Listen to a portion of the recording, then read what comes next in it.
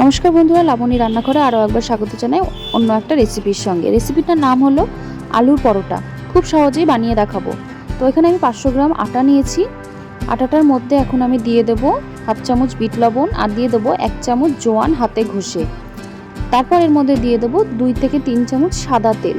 তোমরা চাইলে বাটারও দিতে পারো বা ঘিও দিতে পারো, এতে কিন্তু ফ্লেভারটা অনেকটা ভালো আসবে। আমার কাছে কিছুই ছিল না, এই জন্য আমি সাদা তেল দিয়েই বানিয়েছিলাম। তারপর অল্প অল্প জল দিয়ে এটাকে একটা ভালো করে ডো বানিয়ে রেখে দিতে হবে মেখে। আর এটা হচ্ছে একটু নরম করে করতে হবে। আর ওপর দিয়ে সাদা তেলটাকে মাখিয়ে ঢাকা দিয়ে রাখবে, তাতে ফেটে যাবে না আটাটা।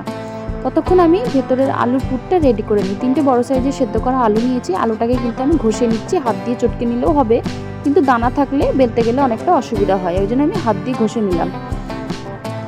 তারপর এইভাবে ঘষে নিয়ে এর মধ্যে দেবো কয়েকটা মশলা, সেগুলো রেডি করে নিচ্ছি। কড়াইটাকে গরম করে হাফ চামচ ধনে আর হাফ চামচ জিরে, এই দুটোকে ভালো করে একটু ভেজে আমি শিলনোড়ায় গুঁড়ো করে নেব। গুঁড়ো করা হয়ে গেলে আমি আলুর মধ্যেই মশলাটা দিয়ে দেবো। এখন এর মধ্যে দিয়ে দেবো একটা বড় সাইজে একদম কুচানো ছোট ছোট করে কেটে রাখা পেঁয়াজ। তারপর দেবো 2টো কাঁচা লঙ্কা কুচানো, তোমরা যেমন ঝাল খাবে সেই অনুযায়ী দিতে পারো। আর এখানে দিচ্ছি ধনে পাতা কুচি,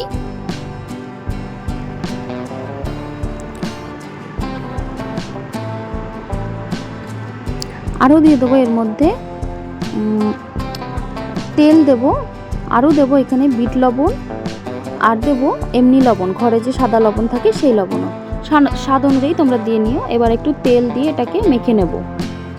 তা একদম আলুটাকে সেদ্ধ করে একটু জলটা ঝরিয়ে নিও, তাহলে মাখতে অনেকটা সুবিধা হবে, আঠালো ব্যাপারটাও হবে।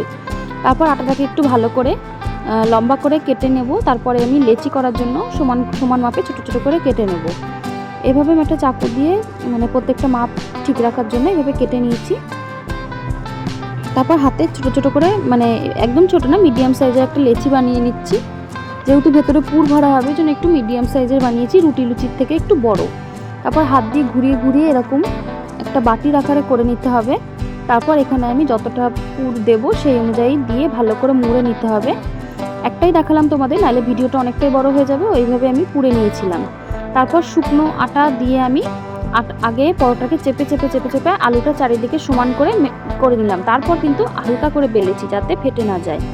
এইভাবে কিন্তু হালকা হালকা করে বেলতে হবে, নাইলে কিন্তু ফেটে যাবে।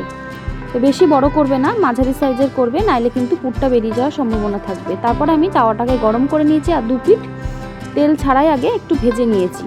যে একটু ভাজা হয়ে গেছে তারপরে কিন্তু আমি তেল দিয়ে নিয়েছি, আর তেলটা দিলে কিন্তু হালকা হালকা করে ফুলতে থাকবে।